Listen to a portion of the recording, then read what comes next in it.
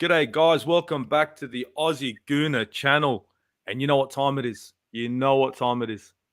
It's that time of the day. It's that fucking show that everyone wants to know about. It's time to call a spade a spade. And what better person to have on this show when we're talking this topic right here? And my guy here, Deji Spurs. Deji, how's you, man? How's things, man? Ozzy, no, I'm good, man, and thank you, for the opportunity to kind of be on the show. I've watched the first two episodes of A Spade, and actually, it's nice to kind of come on and have a good chat with a good mate. I think we've kind of grown to become close over the last few months, and what I'm looking forward to is just having a real football conversation, really just kind of unpicking what's going on with my club. And thank you for giving me the opportunity to kind of have this space.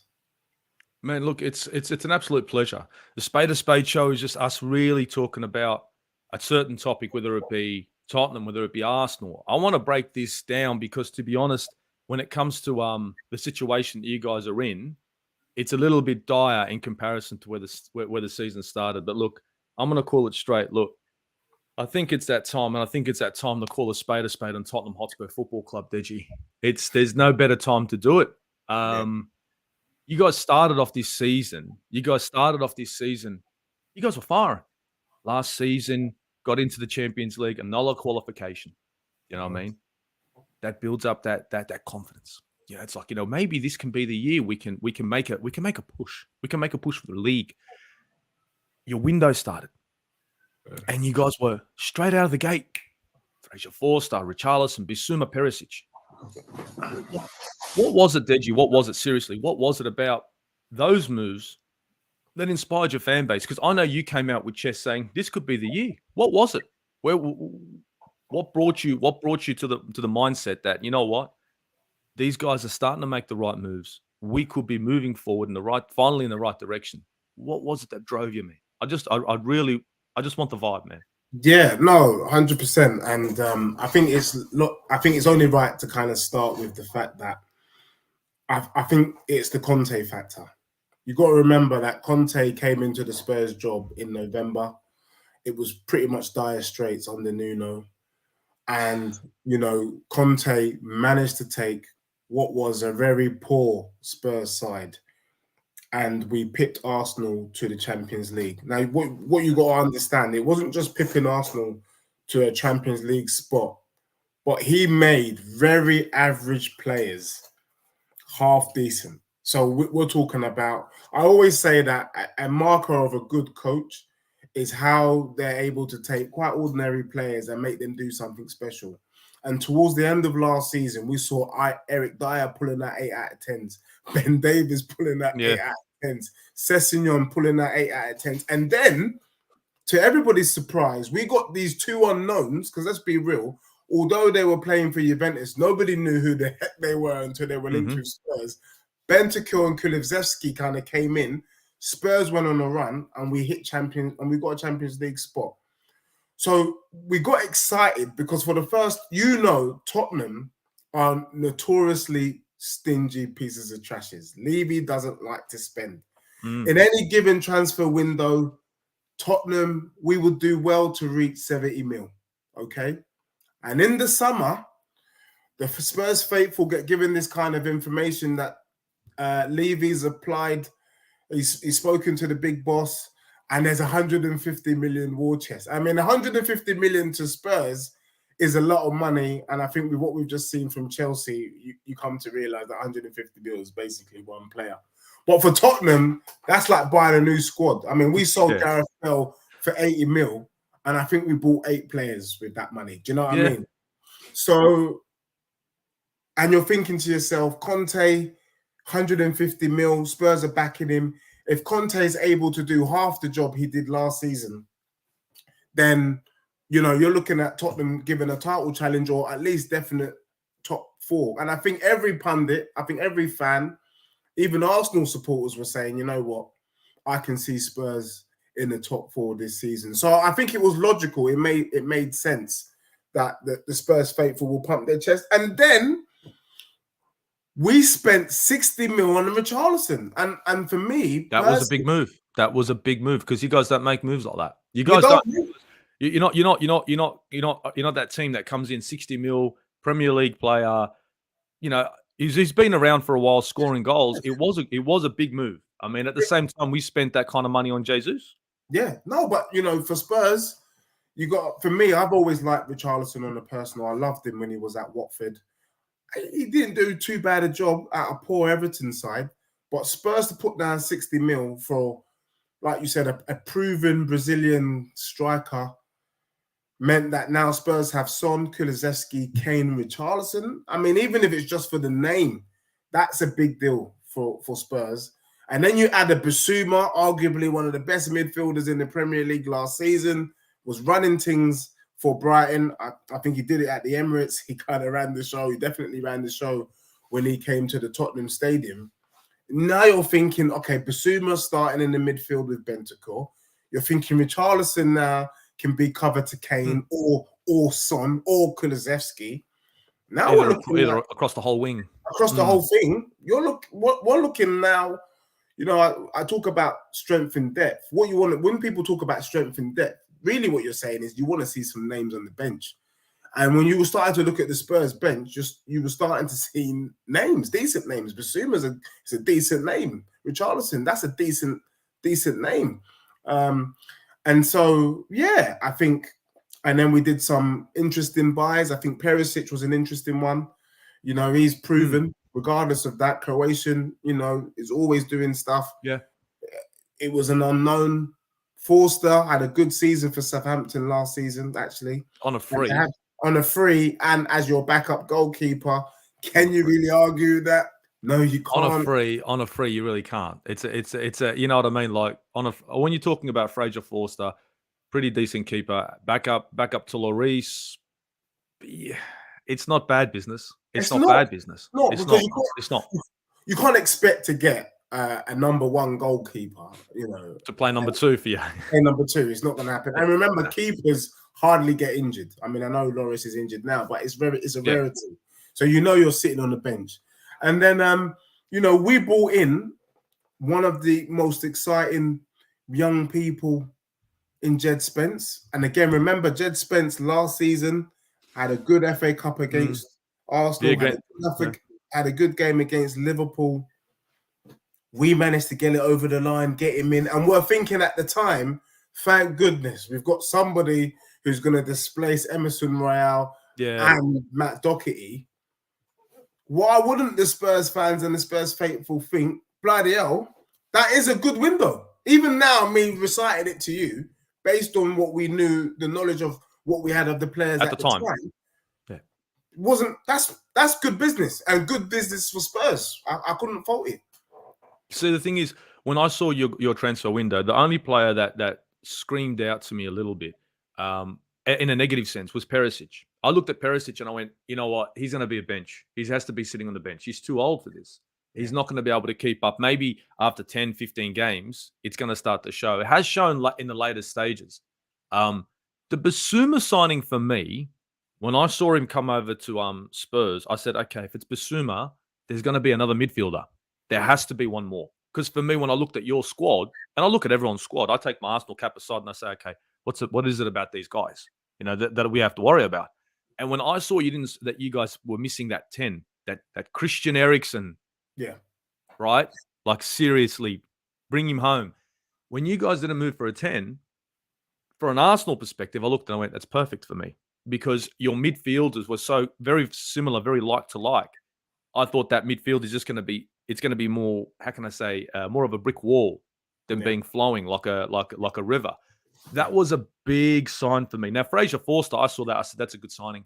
We wouldn't knock it back. Richarlison was expensive for me. I looked at you guys and I said, Richarlison for that sort of money, it's a lot of money. But it's not like he's a mug. These guys want him, so they're going to pay for him. That's just the way it's going to have to be. So when you guys went for Richarlison and we went for Jesus, I looked and I went, okay, fair shout. I like Jesus more as a signing to Arsenal because, Manchester City, I know he's on and off the bench, but you know what I mean? He's getting pushed. He's always under pressure. You make one little mistake, you're on the bench, so he was scared. Whether it's Richarlison being at Everton, he was comfortable. Yeah. He knew that he was not coming off that field because if he did, Everton are gonna collapse. Mm-hmm. Now at Spurs, I go, you know what? I thought to myself, this is going to be interesting for Son, not for Kane, but for Son. Yeah. Now, I thought Son this season would struggle. I did think he would. And I thought Richarlison is going to be that guy to be right behind him saying, I'm taking your spot. And then maybe you're going to see that. You know what I mean? You know, when a player hits the bench and he's looking at someone else taking his position, he's like, I can't wait to get in. I thought that would be the case. Yeah. But with hindsight now, Richarlison hasn't hit the ground running at Spurs. Bissouma, a game here, a game there. And a player that you have regarded highly, and I think was a decent midfield signing. He is. Very good, very decent. I mean, I would have taken him at Arsenal for the bench as well. I would have. Yeah. On the bench, I would have taken him all day. And these players, including Jed Spence, I mean, Jed Spence hasn't even got minutes. No. I mean, is he on loan now? Yeah, he's on loan to Rennes now for the rest of the season. So I look at those signings. I mean, earlier this season, I thought decent. With hindsight, it just looks like they haven't been utilised to benefit Spurs throughout this campaign. I mean, let's be perfectly honest. Bissouma to come into that midfield to cull it off, you change your formation, but you could use him. He's barely being used. Jed Spence, I'll be honest with you, when I see Doherty or I see Emerson Royale on the right-hand side, I know there's a mistake. Well, it's coming. It's just when. We see it as Spurs fans, to be honest. And it and you guys can see that you've got a fucking player who has done bits previously, who just needs a chance. Well, yeah, I think, and I know we're probably going to head into it, but, just kind of letting you know. So one of the things that I find a bit frustrating about Conte is that I think it's a classic case of he's ready to kind of cut his nose to spite his face. The first thing you've got to understand is that Jed Spence isn't a Conte signing. Sometimes you read things in the media, you read things in the paper, you're not sure whether it's made up, is it a rumor mill, or is that actually the case? But I think it's fair to say now, given the passage of time, that Jed Spence definitely isn't a Conte signing, because even against bloody Portsmouth in the FA Cup, Jed Spence didn't start. I mean, if there's an opportunity to start, it's crazy. The other crazy thing that I found with Conte is Conte came out after one of Spurs' defeats. I forgot the team that we played against, and he said he wants a right wing back that can do 1v1, that can beat a man and get the ball in the box. Hello? So Jed Spence is not that guy? That's what I'm saying. What Doherty and Emerson Royale are. And I couldn't believe it. He's come out to say that publicly, yet you've got Jed Spence sitting on the bench. And I'm like, look, we have been shit defensively for pretty much the whole season. Meanwhile, you've got a Conte there. Yeah, so what difference does it make if you play Jed Spence? And that's why I've been, you've seen me always saying, I want to see Jed Spence. I want to see Jed Spence. I think he's going to be the difference, because he's not going to be the difference defensively, but he's going to make a big difference going forward. And that's where the problem has been for Spurs. Going forward, we have been flat. But Conte would rather cut his nose and spite his face than play Jed Spence. And that was part of the kind of frustrations that I have with Conte. The other thing about Conte that you come to realize, for me, I just think world-class managers should be able to look at a team a bit like Erik ten Hag. Erik ten Hag you can see that he's not happy with that Man United team, but he's found a system that works, and he's going to gradually bring in his type of players to play the football that he wants to play. That's what you expect when you spend 15 million a season for a manager. I mean, he's on more money than some of our best players at our club. Just let that sink in. But what Conte is doing, and what I can see, he doesn't have the players to play his system. I think Conte's system does work. Conte's system works with Conte players. However, what we're not seeing with Conte is any imagination, innovation, or flexibility within the system. So he wants to play his system with players that can't play the system. An obvious one is, let's look at the back three. The only player in our back three that is Conte worthy is Romero. Romero and look at this. I mean, there was a comment here. Could have been good lately. Romero had been a little bit dirty. Now you want that from a defender. Yeah. You want that from a defender. You want your defender to be nasty, dirty. You want that. Zinchenko. Zinchenko's that fucking player. Zinchenko's that nutter in the defense. You know, the Martin Keown. Yeah. That's who Romero wants to be. And you need one, not two, because two means you're down to 10 men. You know what I mean? You just want need one. Yeah, just need one. And to be perfectly honest, Romero would be your only good defender. The rest of them are like Dyer. I call him Dire Straits. He is. Seriously, he's a bobble job. He's a Mustafi. I look at him in the back line and I piss myself every time. I get rid of him. You could put Conte in the back line. I know he's short, but he'd do a better job because this guy's honestly, but he's not aware. But you know the irony of this, and I know we're going to touch on it, later on. I know, but I'll just say it now here, and then we'll touch on it later. Definitely, you got to remember that two of our back three were not starting under Pochettino. Let that sink in. Dyer and Ben Davis were on the bench and could hardly get on the pitch, could hardly get any minutes. After Poch leaves, these guys happen to become regulars. From where? They've not improved. They're just as average as they were back then. If not, and older now. If not anything, they're older now. And slower. So for me, it's like, how does that make sense? And so the other thing you got to realize about Spurs under the Conte system is when you're playing a 3-4-3 formation, you're relying on your front three to do the press. If you don't press, then what you're allowing is a disaster where you're just going to be flooded because now the opposition can kind of push up to the halfway line and then you find yourself defending non-stop. Now, Son is 31. Kane's 29, 30. Yeah. They can't press like they used to, man. They can't. You can't ask elite not for players. 70. Not for 70.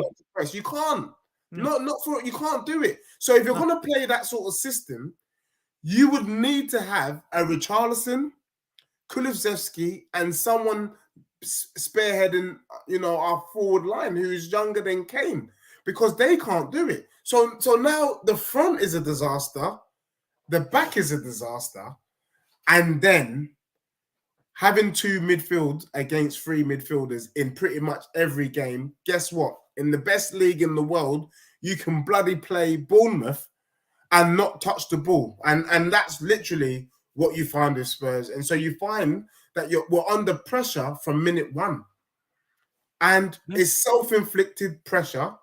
You're just allowing we go 1 or 2 goals behind.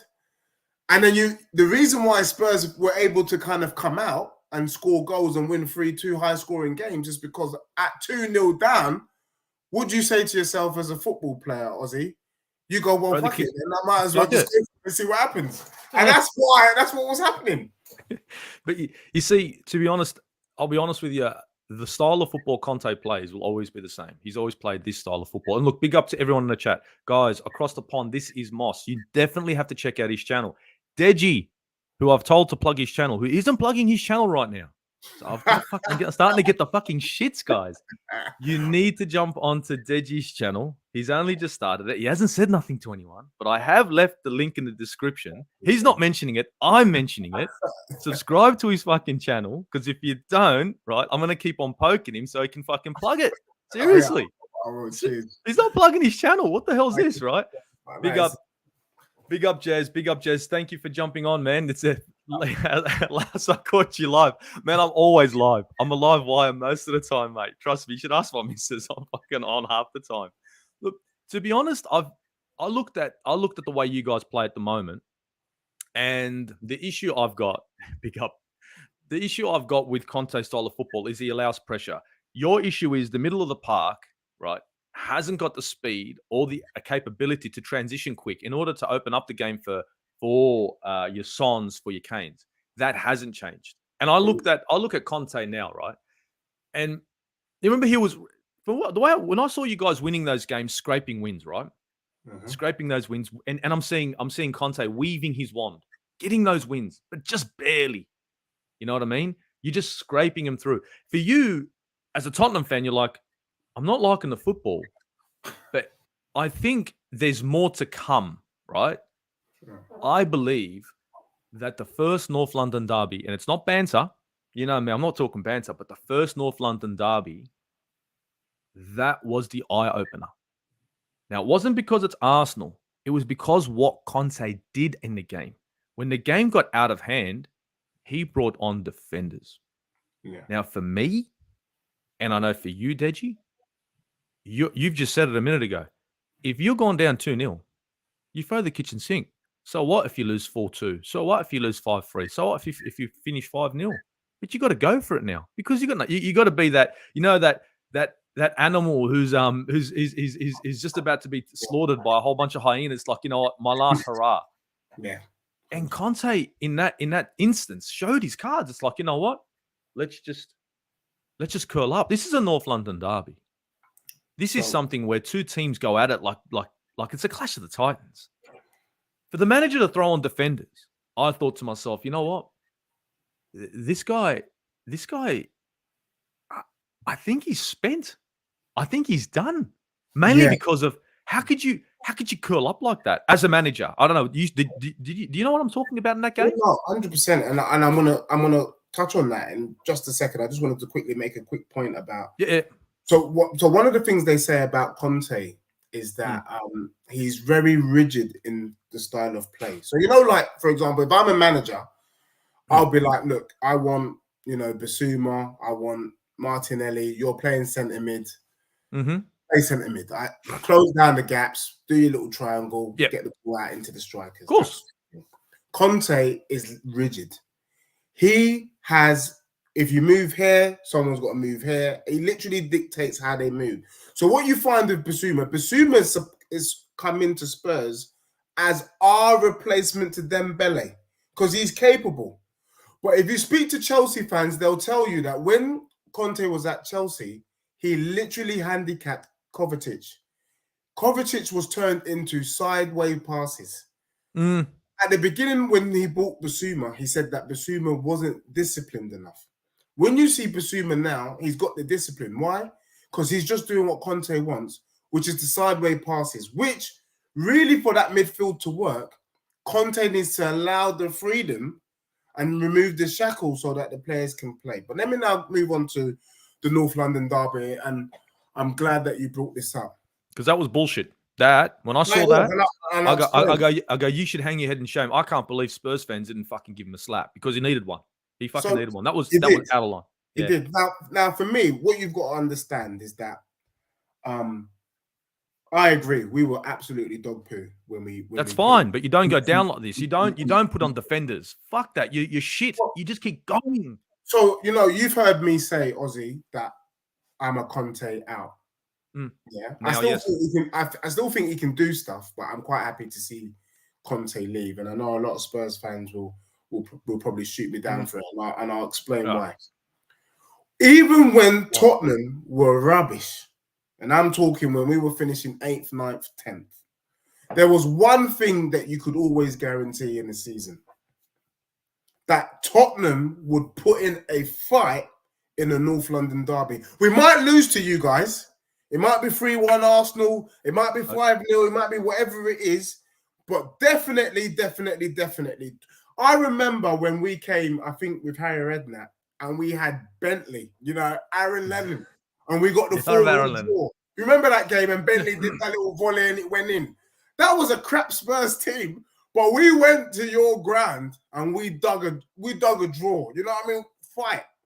What I've seen under Mourinho and what I saw under Conte this season is that there was no fight. There can be no. I don't mind losing to Bournemouth. I don't mind getting slapped up by Southampton. Bloody hell, you can even chuck in a 7-0 defeat to Brentford. But if you can't, as a manager, if you can't motivate your squad to turn up and put in a shift in a North London derby, that tells me that you've lost the dressing room. You've lost the dressing room and you should get out. And Conte's actions that day, was an indication that he had lost the dressing room, in my opinion. And that, for me, was what was unforgivable. Then, with his decisions to bring in defenders, just further compounds that he doesn't believe in this squad. He didn't believe that they could rescue a point, or a point was worth rescuing. And for me, that was unforgivable. And that's why I can boldly say I want Conte out. You're right. I mean, we've played 2 matches against you guys this season, and it's fair to say we didn't turn up at all. I think what turned up in those North London derbies was Conte's football, Conte's team, the best you can put together under him, and it's not good enough. It's nowhere near. The problem I had in that first North London derby, Conte's tactics, and remember, we were on One Touch. Guys, we were on One Touch TV and we were talking about this game. Everyone was talking about where it was going to be won. Oh, it's going to be our front three. It's going to be our front three. I was the only one that said it's going to be in the middle of the park. Because the gap in the middle of the park is Christian Eriksen. Christian Eriksen is a player that should be at Spurs now and tearing it up at Man United. That was a player that would have been intricate, because it now allows you that player in the middle of the park to open up the wings. Without that, it's literally bombing down the wings with Emerson Royale and Perisic, 400-year-old. Now, Conte is a world-class manager. His resume, it speaks for him. It speaks for itself. For Tottenham Hotspur Football Club, he knows the players he has. He knows that he can only bomb down wings. This is a North London derby. Change it up. Where's your plan B? That's the problem. He hasn't got one. And so when he came out and threw those defenders on, I said, what am I watching here? What is this? Now, yes, it could have been more goals for Arsenal. And that's what he was trying to defend against. Oh, I don't want it to be a whitewash. It's worse this way. It's worse when you put your hands up and wave the and again, sorry for this, but the white flag saying we're done. The players weren't waving the white flag. But when the manager does that, what does that say to the players? When the players are out in the pitch, they're throwing everything they can, playing a fucking prehistoric system that doesn't suit. And then the manager brings on defenders. What are the players to think, Deji? What are they supposed to think about this, mate? You're right, but the problem is, and this is where the debate gets really interesting, because a lot of Spurs fans, a lot of Arsenal fans, even everyone will say, "Well, that's what you bought when you brought Conte in." And so, what you got to understand is, and this is why I know, Ozzy, you hate, you don't like me when I say these things, but when I'm saying it, at least on tonight's show, I'll explain why I say what I say, so people understand. Okay. And then I'll be able to give you some context.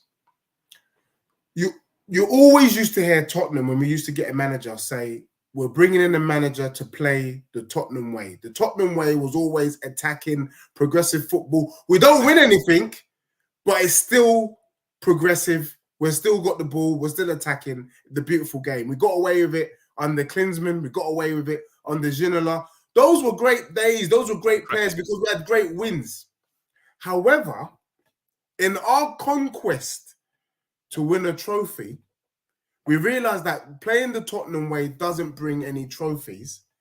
And so what Tottenham did was they decided, let's go and get serial trophy winners in Mourinho, in Conte, even if it means we've got to sell our soul to the devil, because that's really what happened. We turned back away from our ethos, away from who we are as a club in terms of our identity when it comes to football.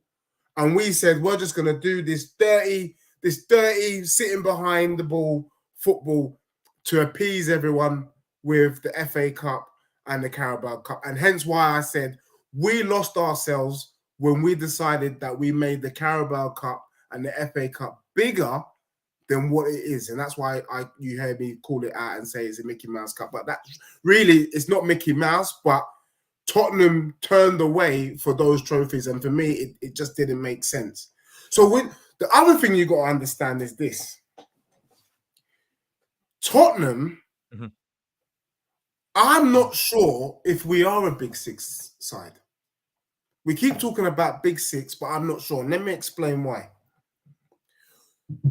You bring it, we remember 18 months we didn't buy any players under Pochettino. We didn't. And He was thrown under. Pochettino, No, Pochettino was thrown under the bus. You're playing expansive football. You're playing good football under him, and your owner didn't back him, and he backed him into a corner and out the door. right.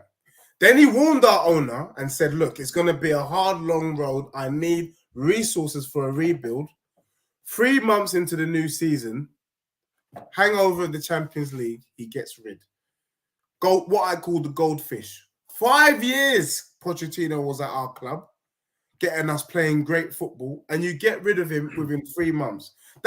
If what's happening at Liverpool was happening at Spurs, Klopp would have been gone a long time. Oh, would have been gone. Yeah. Do you know what I mean? Like four defeats, what? Nah, that's it, you're out the door. That's how Tottenham operated. And I couldn't believe the kind of shameless behavior of Levy and the Spurs board when they did that. But so what you've done is you've brought in a Conte or a Mourinho, world-class managers on world-class salaries. These guys are on like 15 mil a season. And then you didn't give them the budget. You didn't give them the budget. So I always say, I believe Conte is a world-class manager.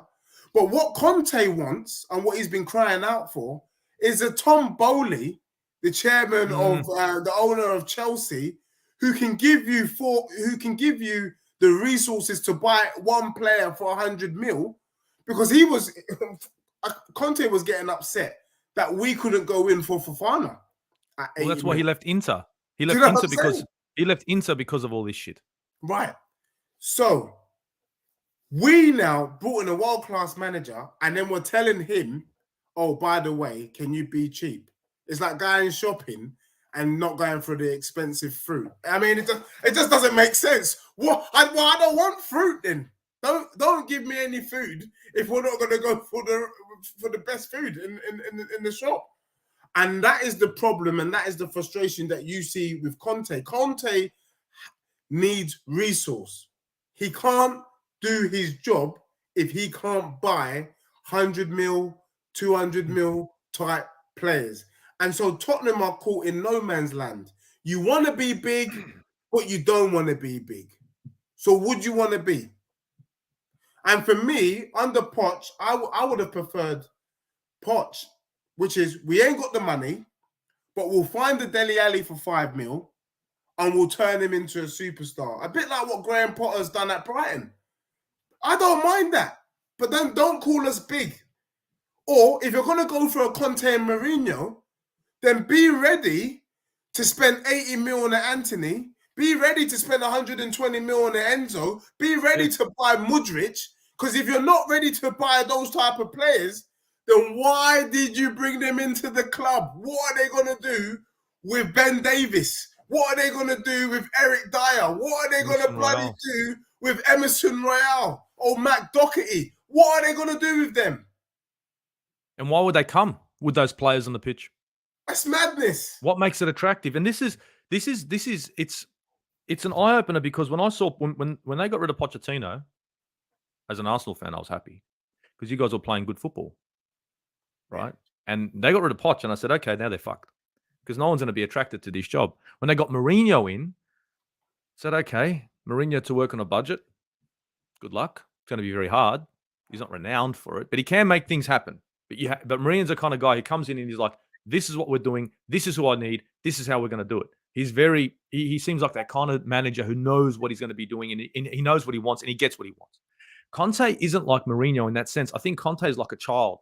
He's going to scream and yell and kick, I want this, I want this. He's not going to go for maybe, Mourinho style, I want Didier Drogba. Who's Didier Drogba? Don't worry about who Didier Drogba is. I want Drogba. Yeah. Just get him. Don't worry about it. Just give me the money. He was cheap, but he's cheap. Yes, I know he's cheap, but he's good. Conte's not going to do that. Conte's going to go and say, for me, I want a defender. Now he's going to go for Milan Skriniar. I looked at Milan Skriniar. Milan Skriniar, great player, but he's big money. Yeah. Conte's going to go for those massive names that you guys cannot afford. You said it. Are you guys a big club? Are you guys part of the Big Six? I don't know. And no banter. But what makes you part of the Big Six? Not this kind of shamble-alarm management from your owners, from your board. This doesn't make you part of the Big Six. Big Six, you got a plan. Big Six, you got to stamp yourself, and you got to make people look at you and say, this is Tottenham Football Club. We are moving forward. We are winning. I mean, look at Arsenal. Let's be honest, me and you. Since 2009, would you agree that we weren't really in it? Yeah, 100%. We weren't. We were in the Champions League, 17 years in succession? Ding, ding, ding, ding, ding. What was it for? We got into one final. Sound familiar? Yeah. Didn't win it. Arsenal fans I don't even want to talk about it. You never hear Arsenal fans talk about it because it was fucking shit. 17 years, what did we do but do this and collect money, and do fuck all with it when it came to the team. We got the Emirates, right? We got the Emirates. We were all happy. 2006, oh, la-di-da, the Emirates. Now, luckily, and I'm only using us as an example, not because of anything, because I know Arsenal, and I'm looking at something that's similar at Spurs. There's only one difference, and it's not banter. At Arsenal, up until before we got the Emirates, we got rid of Highbury and built the Emirates. There was success, the doubles, a couple of Premier League trophies and all that. So the stomach was kind of full, right? And this is where the owner said, now I'm going to fuck them. Got the Emirates, made it all beautiful, and started raking in the dollars, the pounds. Your manager, your owner, didn't even allow Pochettino to have his success at a time where Arsenal were at their weakest. Yeah. This was the time for Spurs to come in and say, shit, they're downing tools. They're downing tools. You know what we can do now? We can go for it now. We have to go for it now. Now's the time. He didn't take the opportunity, and he opens up a new stadium. Like with one Champions League final, Deji. One Champions League final, a new stadium. You're not in the same hole, but you're doing the same thing we did when we didn't want to spend money. And all it looks like to me when it comes to Levy is I'm going to keep on, playing around with these fans' heads, build a nice new stadium, right? And just rake in the cash. It looks like you guys are there for money more than glory. Would you agree that right now Levy has turned your club into a money-making machine and not a football club? Ozzy, I mean, you say that you fucking horrible. You say you only know your club, Arsenal, but I think it's fair to say that you have a good insight into Tottenham Hotspur, even though they're your rival club. I was on a show yesterday and I had the pleasure of speaking with Jez. And that's exactly what I said. I said, look, you got to look at it. There are similarities. First and foremost, Pochettino helped build those runs in the Champions League, helped to get Spurs. It was a big, massive contribution towards the stadium. And what you see with Tottenham is that we are more concerned about Beyonce coming to perform, about the NFL. Tottenham, I don't know if everyone knows, but Tottenham have two pitches. We've got a pitch that rotates. Yeah. So we've got a Premier League pitch and then we've got an NFL pitch underneath. If you go to the Spurs stadium, we've got a dressing room for the football matches. We've also got dressing rooms for the NFL teams when they come. That stadium is more concerned about other activities than it is Spurs activities. That's first and foremost. I mean, we're bloody doing everything. I mean, it's turned into the Royal Albert Hall. We got violinists playing there. We had Red Hot Chili Peppers or Coldplay playing. We've had Anthony Joshua boxing. We got Beyonce coming to do her thing. NFL, you name it. Soon we'll have Parliament doing their thing over there as well. And then the last Why not? You know what I mean? Bloody George Williams' son will probably get married in the Spurs stadium. That's how ridiculous it's kind of getting. So you're right. It's become commercial. I don't mind. You see, what the lie, I hope it's not a lie, but the lie Spurs have been fed is we got to do this to bring in money. Because one thing you got to know, the Tottenham fan base is one of the most loyal fan bases in the world. When we had White Hart Lane, we were sold out every game. I can tell you now that we could be playing Grays Athletic. Tottenham Stadium will be full. As soon as we went double, because Tottenham was 32,000 seater, 62,000 seat, and we still have a waiting list. We are sold out every home game, whatever the competition, even friendlies were sold out, right? So Levy knows this. They know they've got a loyal fan base and the money is just raking it in. And the Spurs faithful, we are just waiting for him to suddenly just open the floodgates and spend, and it's not happening. The ironic thing is Harry Kane, banter aside, put their allegiances aside, is a world-class striker. Yeah. He's on 200 grand a week. Sorry? Harry Kane is on 200 grand a week. Now, let me put that into context. Reece James, who's just started playing football, is on 250 grand a week. Raheem Sterling, who doesn't start for Chelsea, is on 325 grand a week. And I'm hearing that Saka's potential new deal at Arsenal will be in and around 250 grand a week. And Harry Kane is our best player. Yeah, so what I want to know is, where is all the money going? It's just literally, and the problem is, mate, the Premier League is turned into a billionaire's playground. Yeah. Levy has valued Spurs at such a ridiculous price that even the Qataris are like, it ain't worth it. I mean, when you've got people from the Qatari world saying that it ain't worth paying for Spurs the price that Levy's putting it, then you know you got bloody problems. You know you got issues, eh? You know you got definite issues. Big up everyone in the chat. Big up Prince Fawad. Big up DWTT. Big BX Gunner. Evening. How are you? Kosana, my guy. Vamusta, Aussie, and Deji, my guy. Big up everybody. Football Capital saying it's about time, Deji. It's about time. Look, to be honest, I think Football Capital, the time has been coming, and not because we're here to just banter back and forward. As you can see, we're talking Tottenham Football Club. We're not being dickheads about this. Plenty of times when Arsenal fans and Tottenham fans come together to talk football, it's always being about dickheads. The one thing we're not being here is being dickheads. We can be. It's very easy for both of us to be dickheads, but we're sitting down and discussing football. And I think right now it's a great time to just break down a team, and hopefully for a better choice of words, break down a team that's struggling at the moment. Fawad in the building. Big up Football Capital, the original soldiers, online, Stephen Deji. Big up, bro. Big up. Big up. And Kasana Liao is warming up. Here we go. Oh, here's a good one. Basuma or Højbjerg, skip Bentancur, need some creators to me. Bentancur, the only one that can ball a bit. And you know what? I think this is a good shout. This is where I was saying that Eriksen, and Football Capital knows what I'm talking about. He's been doing it at Man United.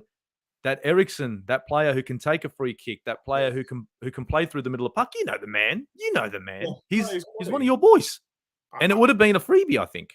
That would have been good business. I don't know how Spurs let him go, to be honest. But I mean, he wanted to leave to win trophies, but we didn't work hard enough to bring Eriksen back into the team, and that is a failing of the transfer window, because, like you said, you called it early in the season when we had, I don't know what show we were on, and maybe it was One Touch, but you called it. You said, Dej, look, you don't have a number 10, and I was like, yeah, you're 100% right, and we were kind of hoping, when we still haven't resolved that issue, but it's glaring to see. But I don't. To be honest with you, I don't get it. For me personally, I don't mind.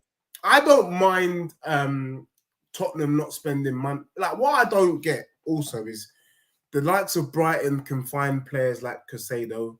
Wolves can find players like Neto. I'm looking around the Premier League. There are all these players. I'm like, what? Like Podence, what? And I'm thinking, even that guy that Liverpool bought, the one that is the cover to Robertson, the one who plays left back. Tsimikas. Yeah, Tsimikas. I mean, they were at clubs. He's okay.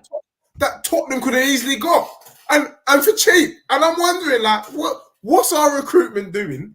And I'm hearing that actually Tottenham aren't ready to take a gamble, that we're going to wait until they're Premier League proven before we buy them. But we know that, what's the point of that? You could have bought a player at 3 mil, 5 mil. Why are you going to wait for them to be worth 50 mil? Why couldn't we get a Caicedo for 3 mil and potentially sell him for 80 mil? I don't mind that, provided there is some logic But what I'm not seeing is any logic to anything Tottenham is. It just doesn't make sense. And it's looking a shit show. It is. It's looking like there's no direction, in my opinion. There was a question that I'll put out there, and I'll put it in the description about Antonio Conte. The question was Antonio Conte, friend or foe? And I'm going to explain it. Is Antonio Conte here? And catch me on this one.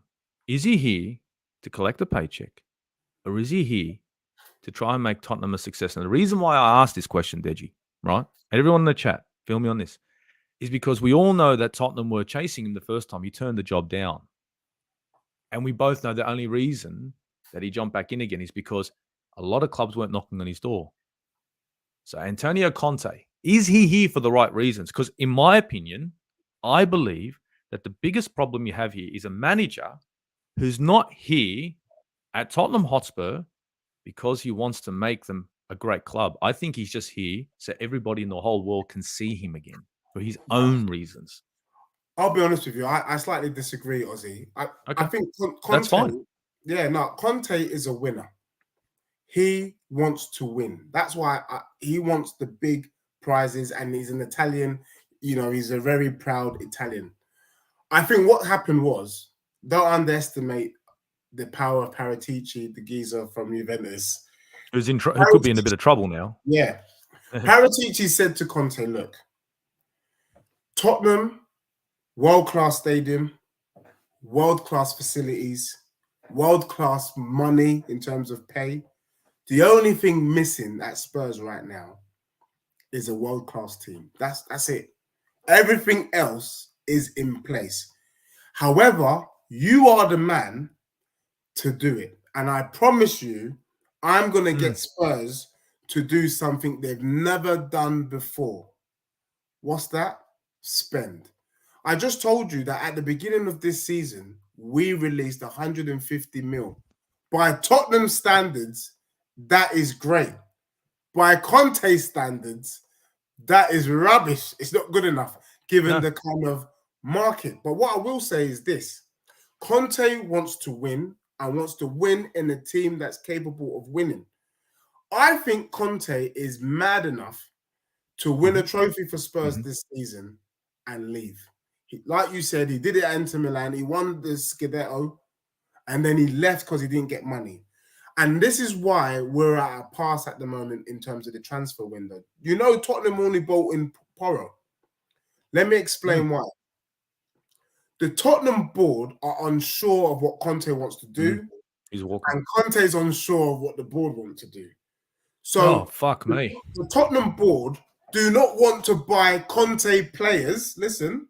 If he's out the door, yeah? If he's going to be out the door, because it means that if you bring back Pochettino, if you bring in a Marco Silva, if you bring in a Gary, we've got a problem because we're going to have stiff players playing a stiff system, and we're going to have it's a disaster. You spent money. Then Conte is saying, I'm not committing until I see you spend. So all Tottenham could do was buy Porro, because the one thing that both sides can agree is that our right-hand side is bloody weak. How about that? Yeah. Oh, my days. You're kidding me right now. It makes sense, though. Yeah. But this now, the board is going to wait to see what happens. So the board are going to see what's Conte going to do now between now and the end of the season.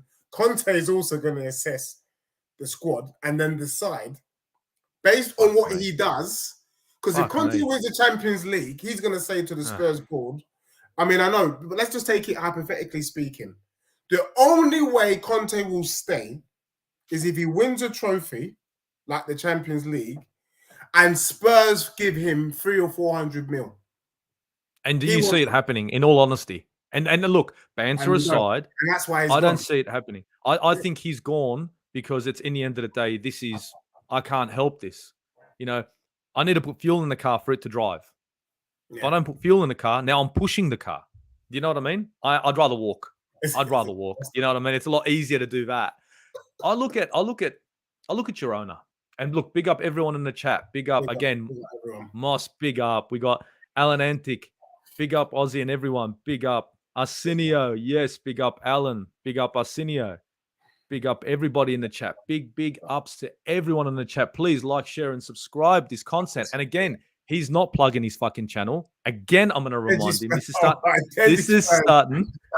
Plug the bloody channel, mate. Honestly, I'm enjoying the conversation, mate. I'm just loving it, mate. I'm picking everything. All right, please, everyone, like and subscribe. Look, I'm bringing out my own channel, Deji Spurs, where I'm going to be giving more Tottenham content. Really dissecting the team, but also, similar to Ozzy, getting opposition view as well. So please like and subscribe, and I will be hopefully going live next week.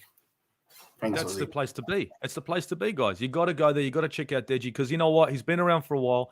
I've even told him he's needed a channel. He's finally bloody done it. There's a couple of other content creators that we got to get on there to get channels, but you know what? It's a small community that we got here.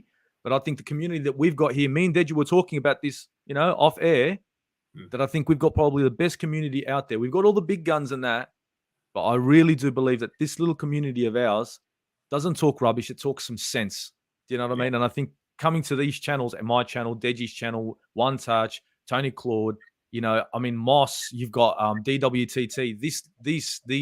These channels, as small as they may be, you're going to get value for money. And that's just my opinion.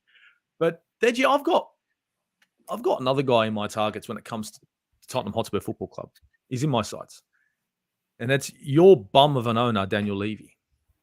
Now, your bum of an owner is probably worse than my owner. I didn't think there could be one.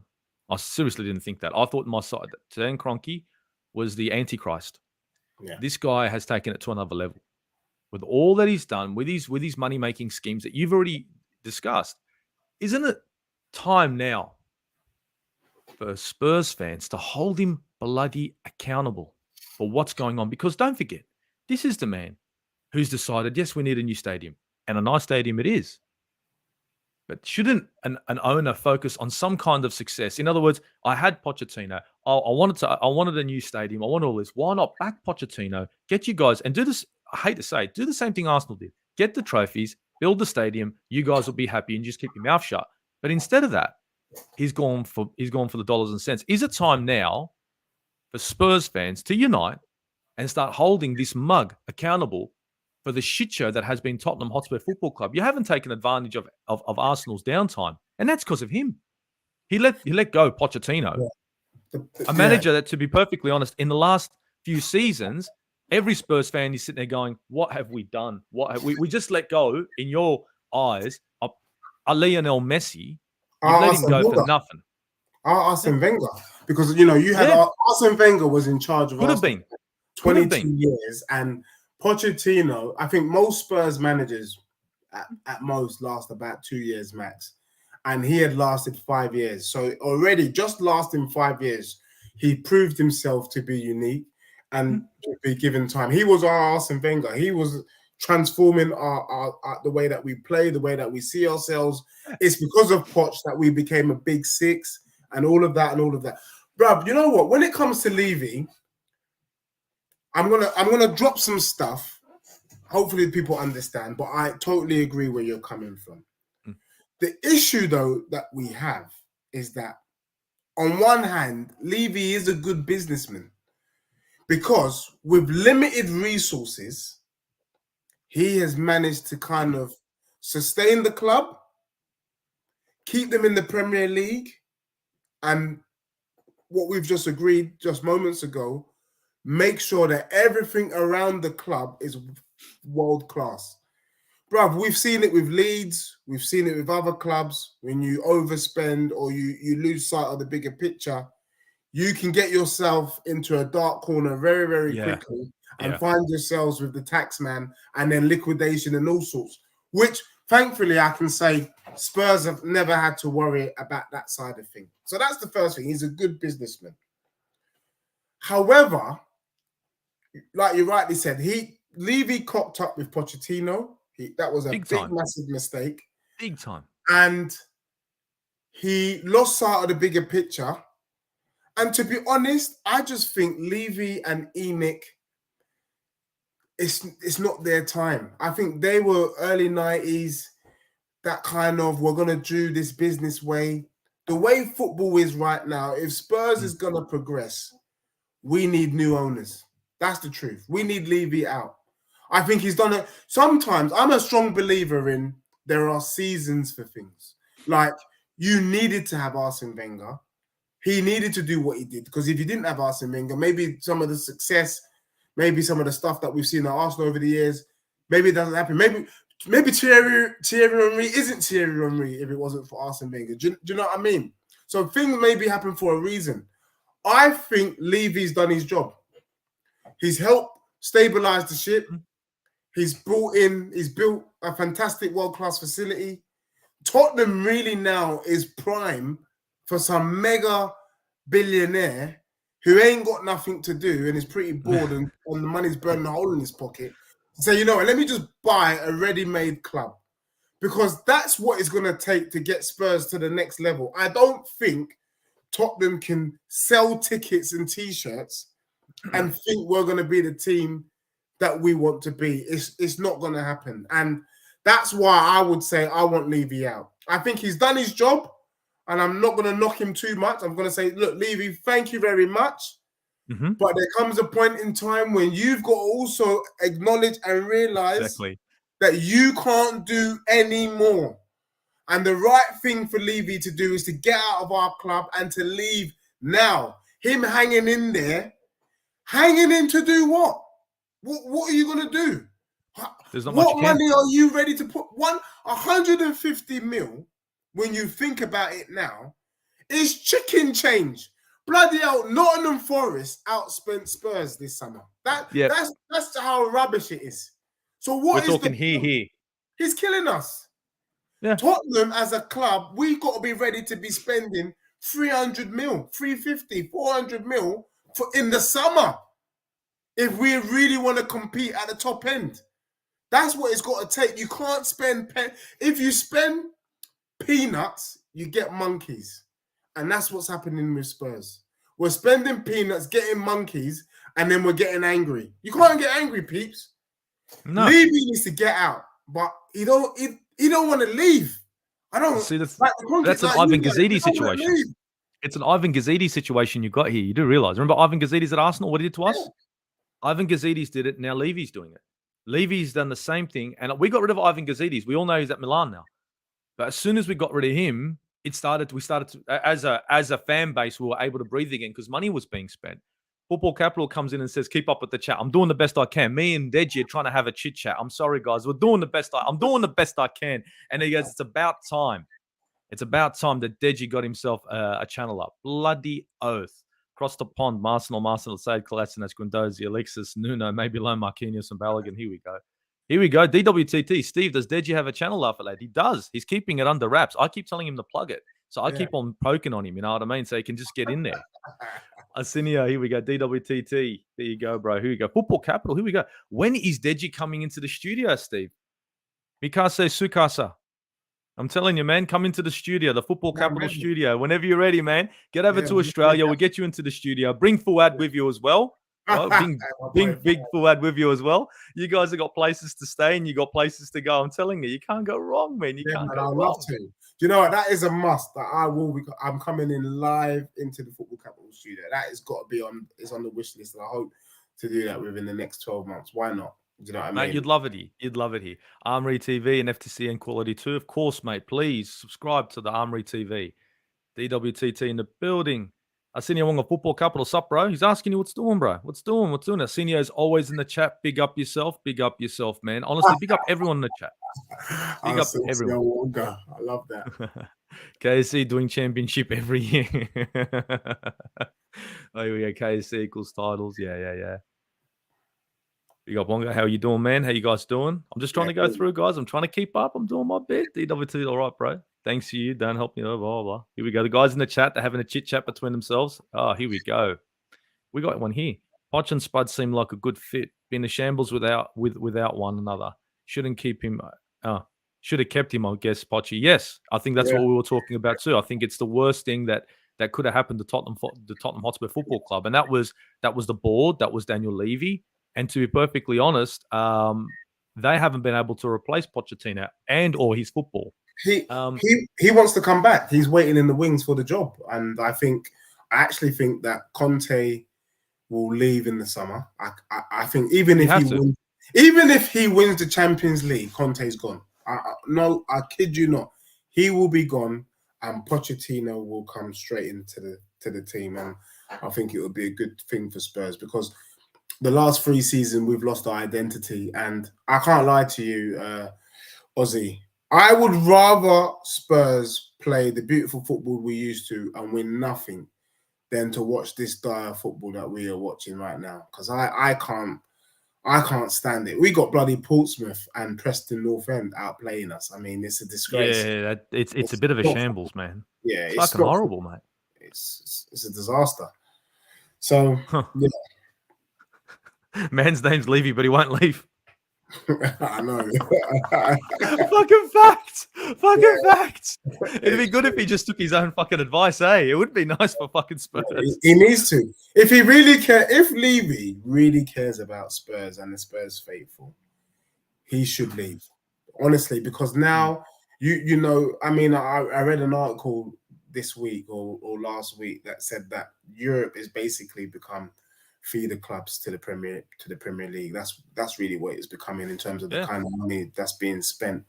And we've got Nottingham Forest and bloody hell, Bournemouth was able to spend 60, 70 mil on players. Do you know how small Bournemouth is? I mean, that's just madness. So when you've got Bournemouth spending money like that, and then Tottenham Hotspur are calling themselves a big six, then you've got to be able to spend 10 times Bournemouth because that's the difference in size of club. Then exactly in position. It's really not making any sense. And even then, even if you spend 300 or 400 mil, there's no guarantees you're going to win with the amount of competition in the Premier League right now with just the big six. It's crazy. But if you want to have half a chance, and remember, Ozzy, we're not talking about the fact that Newcastle is the new powerhouse. They've not started to spend yet. They will. Everything that they've done under Eddie Howe is stuff they could have done without their owners. You wait till they start spending money.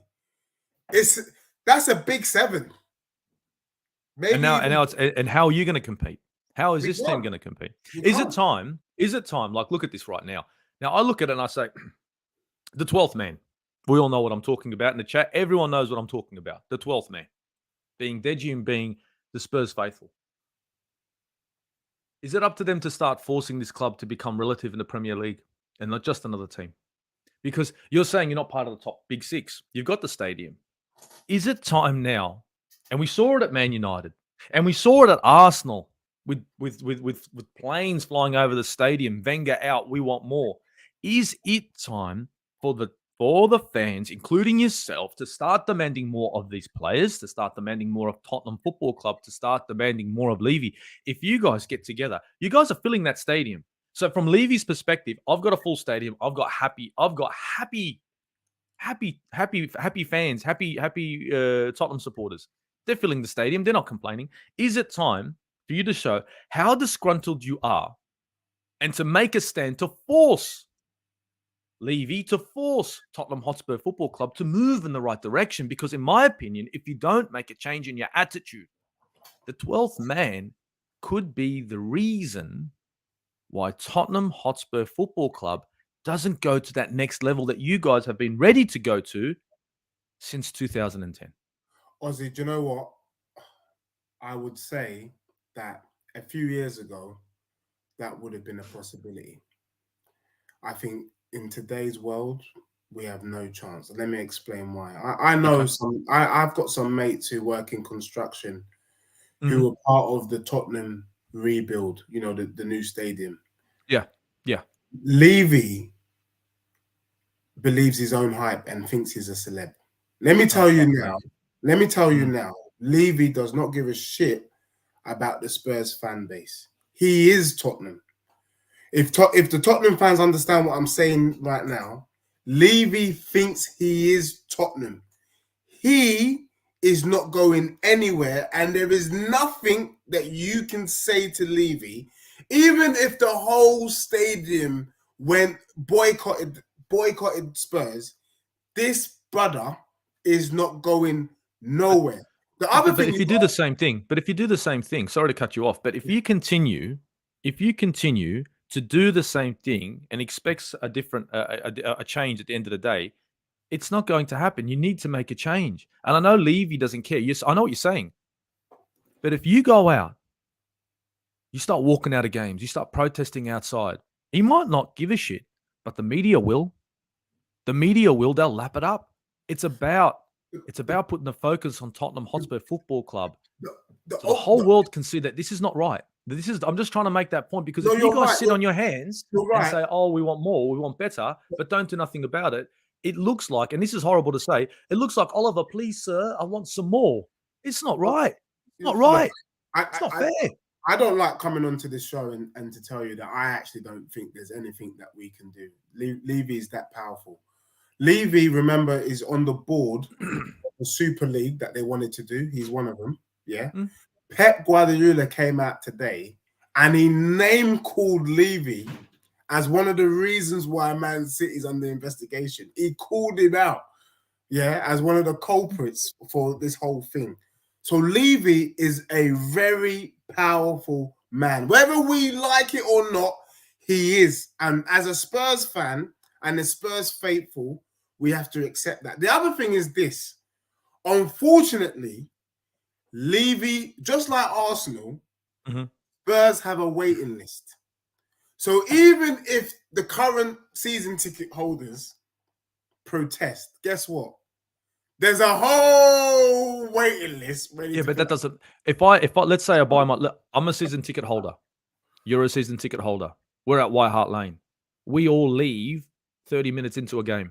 You could want to fucking come in at anything. That's my fucking seat. I've paid for it. I've decided to leave. And if you all leave the fucking stadium at 30 minutes, he gets his money. But what does it look like on TV? You see, the one thing I know, boxing is you're going to go up against people. You're going to go up against fighters that are better than you. And it's about how you act and how you move and what you do. Because end of the day, one man is not bigger than the other. One man is not bigger than 60,000 Spurs fans. And I honestly believe that what's happened at Man United, what's happened at Arsenal will work for Spurs. But I think that this mentality of he's bigger than us, it's wrong. It's wrong. You are bigger. Spurs fans hold the power. You just don't know what to do with it. You just don't. If you get together, make noise, create uproar, his hand will be forced. And it's not about getting him out. It's about getting him to do this. You just want him to open up his wallet and throw some money at it. And if that gets you a result and you sit there and you protest and everything and you miss a few games, let's say you ruin 15 games or you all walk out, but he starts opening up his wallet, that's a result. That's a result that you want to see. Yeah. And now he understands that if he continues in this manner, that the Spurs faithful as you've said they are, always filling up the stadium, are faithful to Tottenham and to the progression of Tottenham and not just to come watch football. Remember, you're here to watch Tottenham Hotspur Football Club, not just play football, but to win. If you're just there to watch them play, then I hate to say it, you're not a real Spurs fan. You're not. You have to be there for the club. It's the club first. It is the club first, but I hear what you're saying. Look, I totally agree with you. It's just that this Levy guy, the Spurs fans are chanting in it out. We've had many protests. We had a protest last year when they wanted to do the Super League. He's not budging. I mean, he's come out today to talk about he knows he's made some mistakes. Tottenham have reported profits in the last year, blah, blah, blah. He thought the 150 mil that he gave us in the summer, he thought it was a big deal. That's the problem. He knows better than that. He's playing stupid. Do you know what I mean? And I think he valued Tottenham at about 2.5 billion. Now, we ain't done anything. I don't think we have that sort of global. I mean, we're known globally, but we don't have the same sort of global reach as you and Liverpool and Arsenal to be demanded for such sums. But here we are. Levy is pricing Spurs out of the market. And so that's the bit. Because Levy, even if he opens the purse strings, what I'm trying to say is that they don't have, their pockets aren't deep enough to do what is required in 2023 in the Premier League. The pockets aren't. You know, I just told you that our highest paid player is on 200 grand.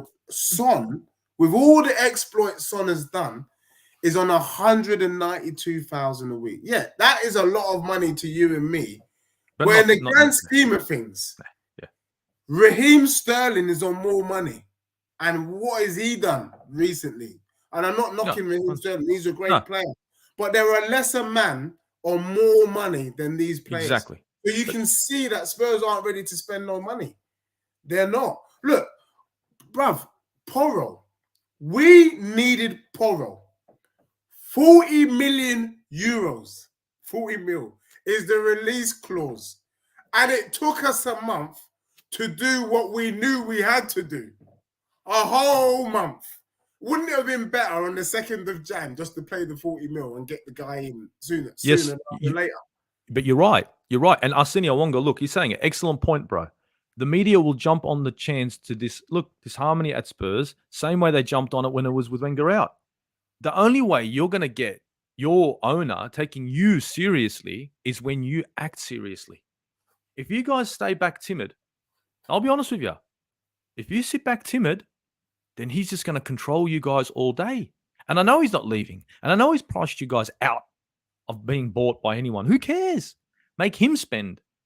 You know what? And this is what I believe. As a Spurs fan, I'm going to ask you one simple question. Do you hate Daniel Levy?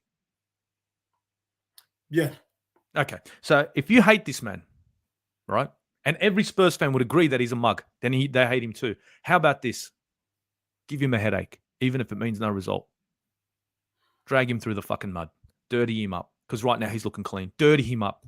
Put the signs out and everything. And even if it's not a result, because end of the day, if you drag this guy through the mud for long enough, he will bend. He will. He'll just say, you know what, I need this to stop. It's bad for exposure. It's bad for my NFL. It's bad for this stadium being used by Beyonce and blah, blah, blah. I need to fix the PR. I need to, get out there and try and sort things out. And if you guys do nothing, he'll get away with this for years on end. He will take you guys all for a ride. And look, for an Arsenal fan, that's fine. Yeah. Long may it continue. But when I take my Arsenal cap off and put it on the side, I look at you guys from a club like I am right now. That's fucking unacceptable because I saw the same thing at fucking Arsenal. I'm seeing it at Liverpool, and they've won shit. And you guys have been taken for a fucking ride, Deji. And you're laying down like don't lay down. Where's the fight? Bro. Where's the power? Where is it? It's like, fuck Levy, fuck this club. We're making noise. This is unacceptable. And I guarantee Conte will back it. Conte will back it. He'll be like, these guys are on my side. Yeah, we are a beaten fan base, unfortunately. And, it seems that way. You see me, I want to fight, and I know the Spurs faithful want to fight, and there are a few amongst us who are going out and doing their thing. I just feel like we live in a world today where we're just pussies. You're burnt out? Yeah, we're burnt out. We're burnt out and we don't really want to ruffle any feathers. That's the truth. Everybody's very polite. Nobody asks any questions. And he says there's no money. There mustn't be any money, and because, mate, I don't see enough. And I feel Conte's pain.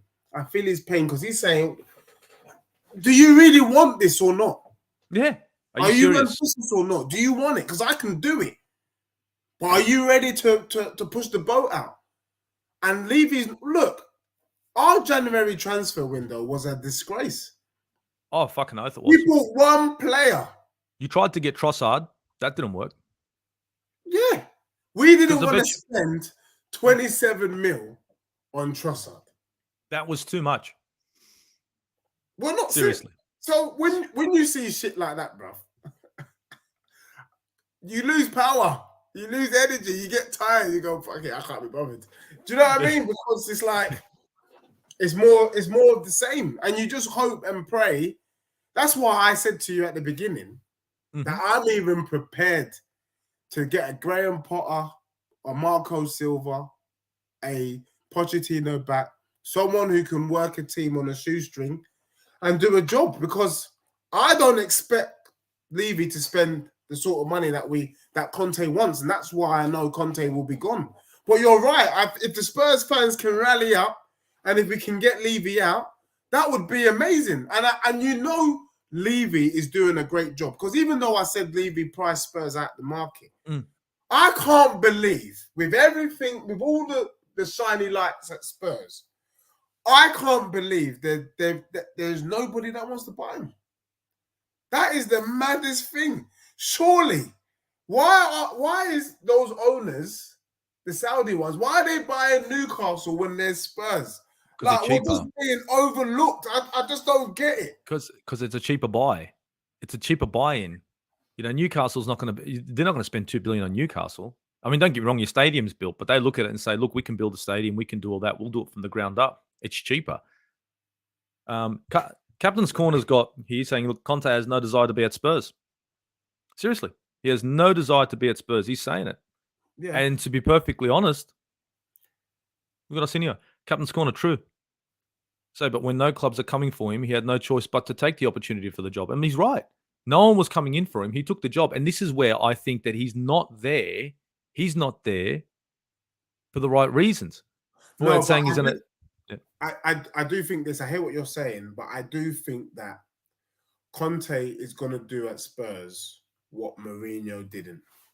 He's going to go one better. And you know what? Even if he wins the FA Cup with Spurs, Conte can hold his head up high, because he can say, you know what, I went there and within 2 years, at least I brought home a trophy, and then I left because these punks didn't want to spend any money. I see Conte bringing a trophy for Spurs this season. He's going to go one better than Mourinho, and that's what's going to make Conte get his next big job, winning a trophy at Spurs, whatever the trophy is. And right now, Tottenham are only in 2 competitions, the FA Cup or the Champions League. Either of that, Conte's set. And that's his game plan. Trust me. Conte is not, he don't want to finish 4th with nothing. That's not Conte. That's rubbish. Conte is a league man. When it comes to cup competitions, he's always struggled. So this is where I start wondering about Conte and cup competitions. He's always struggled there. DWTT makes a good point here. I truly believe that when Nuno arrived, Kane and Son would have been sold. And do you agree? Would that have been the right time to make some money? Because if you had sold Kane and Son at that time, we're talking primo pounds. Primo. We're talking enough money to rebuild the squad with those 2 players being sold. And imagine, with hindsight now, Kulusevski comes in, Richarlison comes in. You could have rebuilt this squad with that. And like you said, it could have been a reset. We could have. Do you know what? I would say that with what the exploits of Son last season and what Kane's been doing, I think it was right to keep Son and Kane. However, I will say this, though. I agree with that statement for this season. I think Spurs, at the end of this season, and I know a lot of Spurs fans are going to hate me for this. Fuck, mate. You just got to put it straight, bro. Season, what we're here for. Kane and Son need to be sold. They're aging. Because they're aging. And this is the only... If they're not sold now, then they will never be sold. That's it.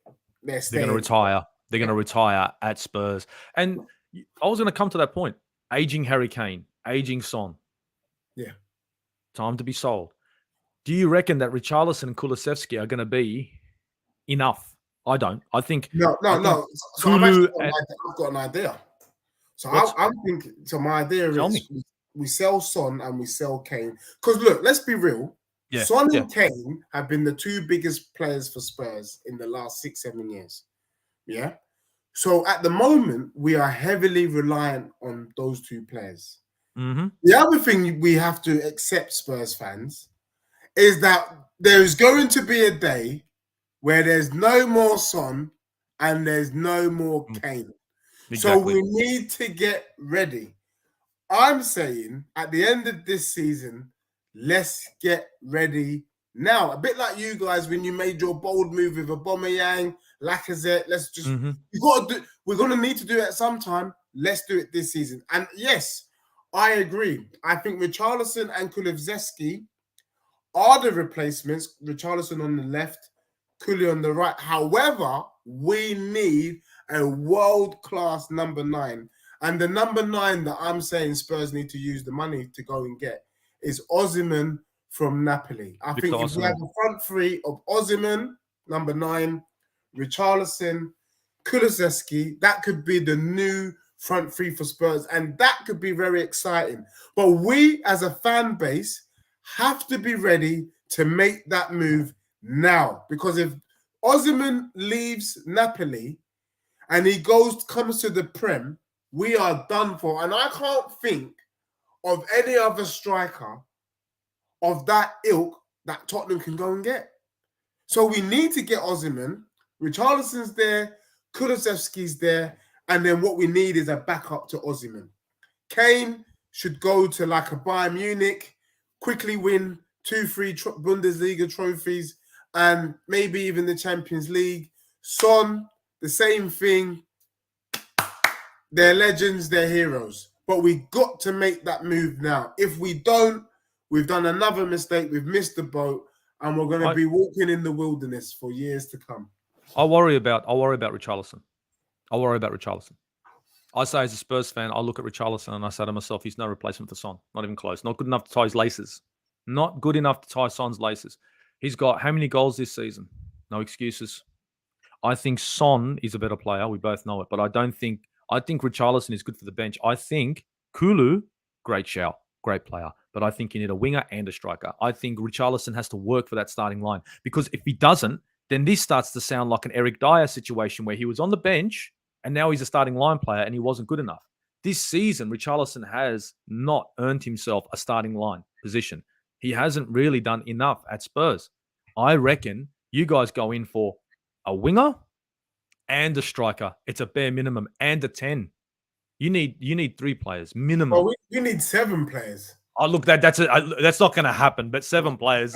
Look, you want to do Nottingham Forest and Chelsea vibes where you need to get 3 buses to go to a game? By all means, mate. By all means, that's not going to happen. We need a new keeper, that's for sure.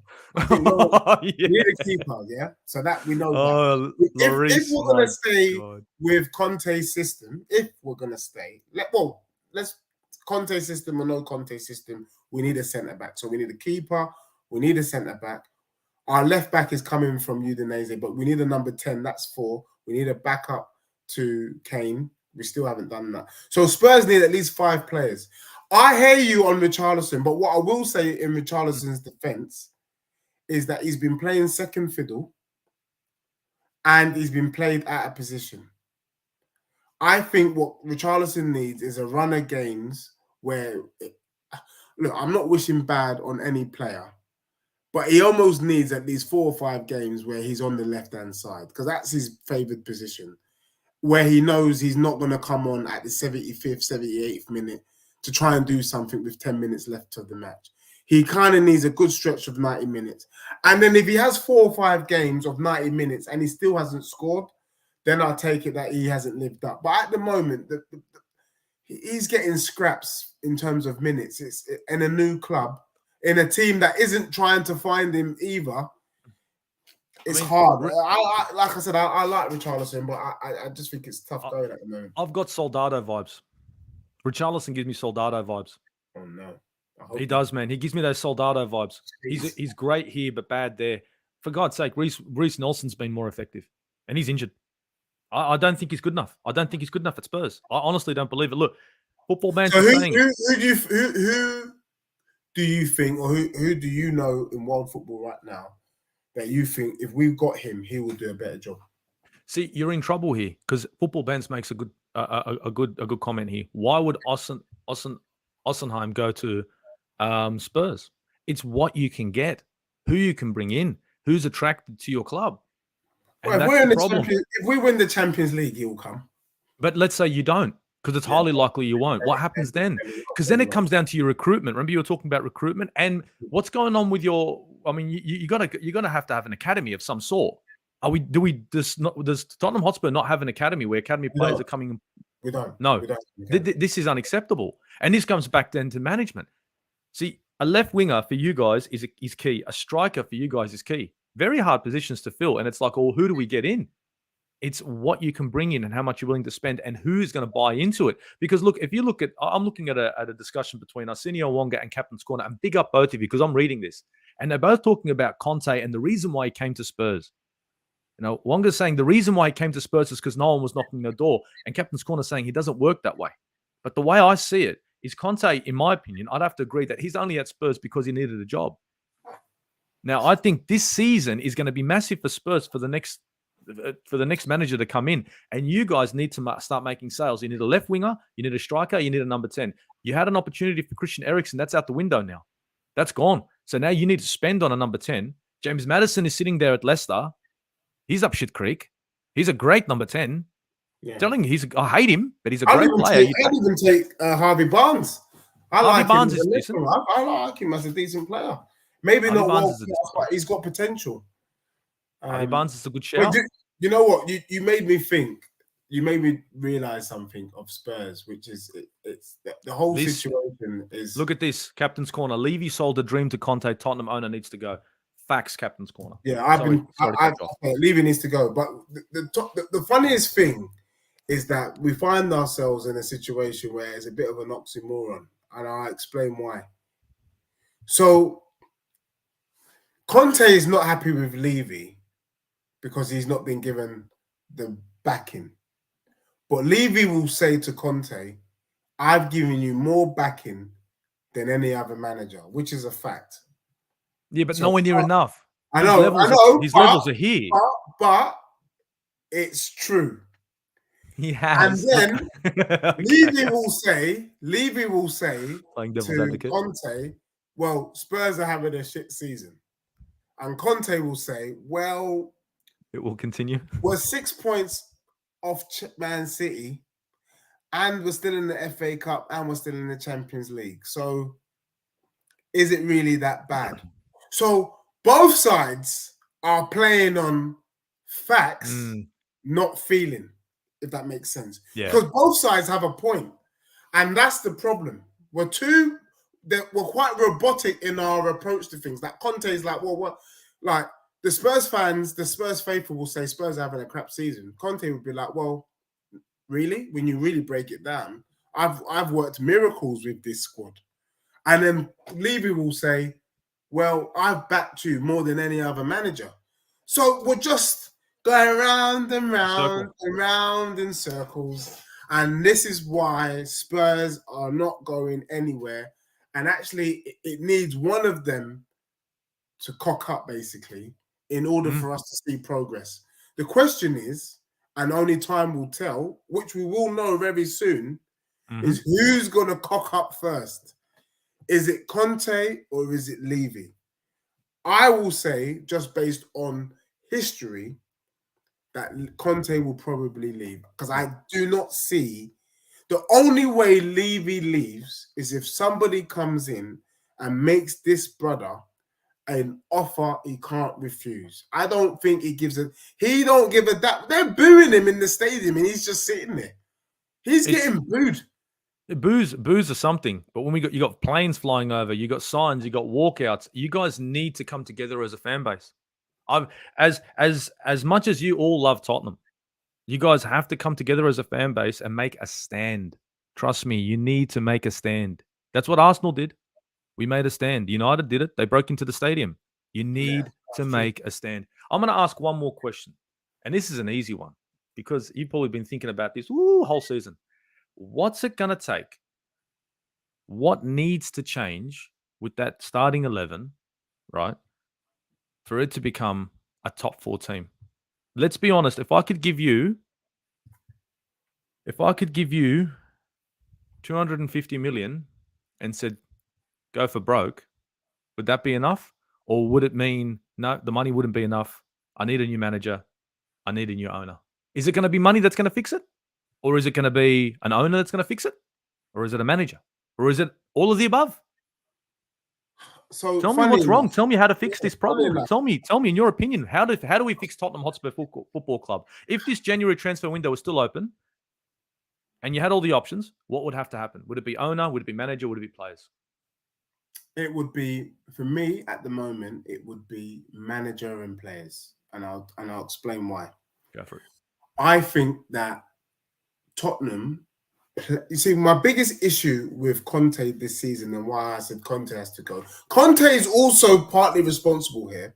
Yeah, definitely. Is that I believe that Conte is not utilizing the players that he has in the best system. So remember, when he was at Chelsea, he went from playing 4 at the back to 3 at the back.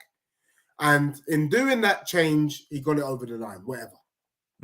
At Inter Milan, one of the midfielders got injured. Eriksen came in. The rest is history. They win the league. We at Tottenham, we are still waiting for the change.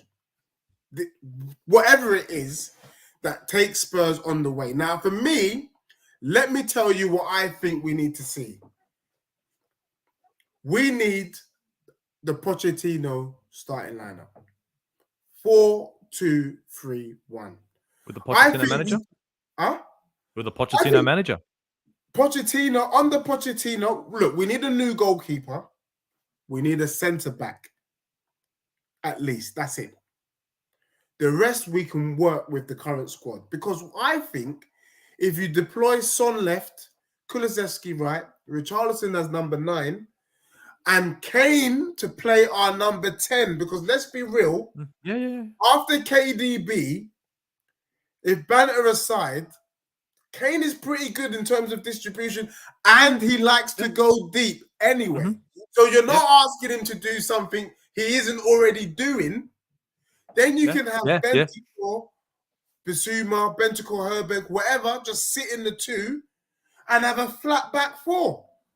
That is the system that Tottenham need to deploy to get top 4. If we don't do that, then we will miss out. And that's why I say Conte's got to go, and it's the system, it's the players. But in the midst of that, Loris has made a lot of mistakes this season, so he's got to go. Yeah. And we need, what we need alongside Romero is a Saliba of that ilk. If we could have a Saliba next to Romero, a young defender, then I'll be happy. I'd be happy. So that's what needs to happen. I've given the blueprint. I've asked to do the Spurs job for free. But if Spurs change the system, but Ozzy, that is a radical change in system. It is. It is. It might work. It's not crazy because Kane does sit deep, and Kane is doing similar what Rooney did when he was at Man United. He was up front. He started to sit deep because as his legs got tired, he started to bring more different qualities to his game. Playing the 10 role, playing the player who can distribute, can still ping a ball. I don't see why it can't happen. I just believe that the centre back and the goalkeeper, bare minimum, but I still think you need an out-and-out striker. If you're going to keep Kane and Son, then you're going to need an out-and-out striker. I still think Richarlison is good to come off the bench. I don't think he's good enough to start for Tottenham. That's just my opinion. BX Gunner's coming in with some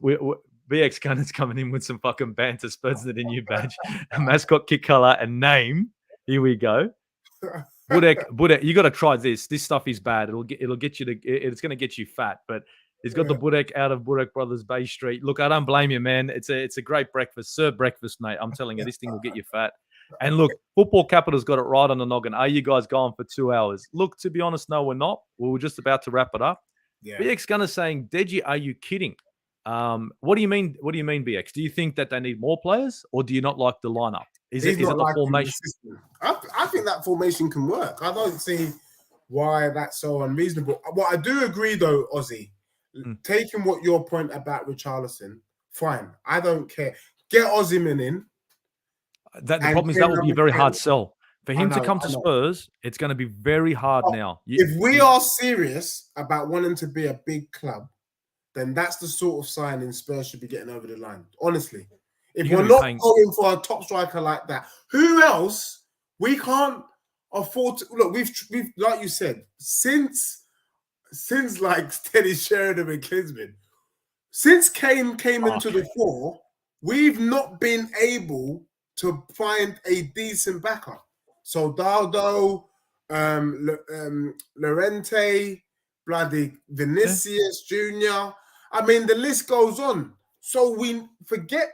If Kane is going to drop, because the other issue Spurs have is nobody wants to come to Spurs as a backup. Do you know what? I would even take Nunes. I'll take Nunes if Kane is going to play that number 10 role. I'll take Nunes off Liverpool. That's the sort of striker that winning. Because Nunes, he's got the legs. He's ready to close down. He's ready to be amongst you, in your face. That's With what we Kulu, need. With Kulu and Son and Kane, it'd probably be better than what he is at Liverpool. Yeah. I'm just calling it. It would probably be better. Liverpool haven't got a midfield. You've got a better midfield than Liverpool. That's probably a decent shout. Yeah, and BX going to say he's kidding about the band. He was kidding just about the banter. But it's not a bad shout. It's not a bad shout. I don't see why it couldn't happen, but it means investment. It does. Guys, look, I got to get Deji to plug his channel again because he didn't do it again. Ozzy's on to me. Yes, everyone, look, enjoying the show with Ozzy tonight. A spade is a spade, and what you're getting is, me just being me. Really, this is the real me. You just calling a spade a spade. But yeah, please follow me on Deji Spurs on Instagram, Deji Spurs on Twitter, Deji Spurs on YouTube, and Deji Spurs now on TikTok. I've just recently joined there, and I've been doing some little kind of live banners on there as well. So, but yeah, thank you, Ozzy, for the opportunity to plug my channel. Mate, it was an absolute pleasure. And Football Capital makes a bit of a point here. Is Ndombele on loan? And can he do a job if he comes back? Yes, he can, but not under Conte. Remember, Ndombele was Poch's buy, and then Poch left. Do you get what I'm saying? If Poch comes back this summer, Ndombele is back.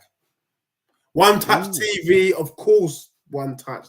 Nigel. What about One Touch TV? Where were you yesterday? Where we were supposed to do a show yesterday. Where is you? Where is you? We were supposed to do a show straight after mine, but One Touch TV, big up Niger. And yes, you will find Deji on One Touch. You will. There's brethren. I've got 6% of people who haven't liked and subscribed. What's wrong with you guys? The man's saying it. The man's saying it. I'm not saying it. The man's saying it. Listen to the man. Talk sense. He should be working at Spurs. In management. Nigel's finishing me off now in the chat. No, Nigel, what you have to understand, he said my channel. Of course, obviously, when I wrap up, channels that you can find me on for sure are now officially on part of One Touch. Anyway, let me do that at the end. I'm not going to do that now. Nigel, we're gonna sell your channel, right? We tried to sell Spurs, we couldn't get that done, but I can guarantee you, One Touch TV will get a sale. We'll get a sale, big time. Oh, mate, Captain's going to big up the panel. Big up yourself, man. Big up yourself, seriously. Football Bench Channel. Spurs need to win a trophy to change the mentality of the club. I couldn't agree more. I think a trophy is a must for Spurs to get it pushing, and actually maybe the fans desiring more. Once they get some silverware, they're going to want more. And I think silverware is a drug, and I think that's a drug that, in my opinion, Tottenham Hotspur Football Club could do with right now. Yeah, but Ozzy, my thoughts on trophies. I just don't think any trophy is enough. I don't know if the FA Cup or the Carabao Cup has the impact that is being suggested in the chat. I think we have to go for the bigger trophies. That might be me, in my opinion, because I'm an ambitious Spurs fan. But I just don't see winning the Carabao Cup as a mentality shift. But for that ambition, for you guys to win these big trophies, then you need your owner to be just as ambitious. And if you guys aren't making noise about being ambitious, this is my point with the 12th man, then you're never going to win these trophies. You're never going to get the investment. I think change for Tottenham Hotspur Football Club needs to come from the 12th man and then move onto the pitch and onto the owner. That's what needs to happen. And then you're going to win those trophies. But until that change, until the Spurs faithful, in my opinion, change their tune, it's going to be much of the same, Deji. It's my opinion. Yeah. Oh, here we go. Look at this. Oh, he's taking the piss. Oh, yeah, now Deji and Ozzy on a stream. It's all smiles. What's going on here? Because we're just discussing football. I've taken my Arsenal cap, put it aside, and I'm talking about Spurs because I watch Spurs. I watch every team. That's what we're doing. We're discussing football. No banter. Breaking it down for what it is. This is what Levy and Conte should be fucking doing, maybe. Yeah. I mean, look, I think we've given them some gems tonight. I mean, we've basically given them the blueprint of how to sort out Spurs this season. I think if they listen to the show, which I believe they do, and if Conte could just have the kahunas to just make that radical change, I think we could go on a run. But I think if it's more of the same, I mean, just to put into context, Jed Spence's first game for Rennes, he was pretty much man of the match. I say no more. And if he's not, and if the manager can't see it, then you're in big trouble. Look, to be honest, guys, I'd like to thank everyone who's jumped into the chat. I'd like to thank everyone who's thrown in the comments. I'd like to thank Deji for jumping on his channel, because this was a show I really wanted to do. No taking the piss, just calling it straight. And honestly, I think we've broken down Tottenham Hotspur Football Club down to the nuts and bolts of it all. Seriously. And honestly, if you guys haven't, here we go. I'm going to call it Steve trying to help Spurs be great again. See, this is the one thing about Steve, right? Is I can put my cap here and talk football and just take the Arsenal out of it. And I think Deji can see it. Chelsea fans have seen it. I mean, I've done it on the terrace. I've done it on the Capitol, where I just say, let's talk about this team. And I watch teams with my hat to the side. I know where their strengths are and their weaknesses, because I need to know when they play us how the fuck we can expose them. But you know what? If these Spurs fans listen to the Aussie Gooner and unite and do what I'm telling them to do, I guarantee you'll get a result. But it's up to you guys if you want to listen to one of the boys that's on the other side of the fucking pond. You know what I mean? Yeah, red. But look, guys, to be honest, thank you for jumping in. And Deji, look, can you please plug your channel one last time, and please plug One Touch, because you're on there, man. You're living there. That's home. That's home. So this week, officially announced that I'm a co-partner now with Nigel Englishman. So yes, of course, you will catch me each and every week on One Touch TV. On a Monday, we do the rival show. On a Thursday, I'm supposed to be doing my No Touches show, but it's been a bit hectic. But you will catch me on the No Touches show next week, and that's my direct diss to Nigel Englishman for his Free Touches show that he does each and every Friday. Obviously, Tony Claude, I do something on there. I'm also on there with Northside and then Paxton Road. But yeah, you'll tend to find me One Touch TV, and then obviously I've got my channel as well, Deji Spurs. So yeah, thank you very much for having me. It's been a pleasure just dissecting it, and Ozzy, hopefully you'll do me the pleasure on our show on One Touch, where we will dissect Arsenal, and I'll be throwing all the questions at you, mate. Mate, by all means, it's been an absolute pleasure, Deji. The Spade of Spade show is banter aside, and we chit chat about football, and this is how I wanted it to go, where we get serious. Because we can talk shit and throw the banter at each other all day, and it can be shits and giggles. But you know what? Nothing gets resolved, nothing gets discussed, and it's been an absolute pleasure having you on the channel. It'll be my honor to jump onto that channel, and we can sit back and chit chat about Arsenal, our strengths, our weaknesses, where it can be won, where it could be lost. Absolute pleasure, mate. You just let me know when, and I'm there, mate. And I'm there. Big up everyone in the chat. Big up everyone who's liked, shared, and subscribed. If you haven't looked at Deji Spurs' channel, check it out. DWTT, great channel. One Touch TV, great channel. Warren's Team Talk. Football Capital, great channel. I'm there, guys. You'll find me on the Football Capital. That is home away from home. These are places I like to go. The Armory. Moss has got his own show. You got to check him out. These channels are a small community of ours that we're getting together, but it is the place to be if you want to talk football. If you want to have a decent conversation, if you want to take something back from the content, these are the channels you should be coming to. The big channels are out there, right? But half the time they're spewing shit. Yeah. So look, big up everyone from the Aussie Gooner, from Deji Spurs. It's Uru, guys. Uru.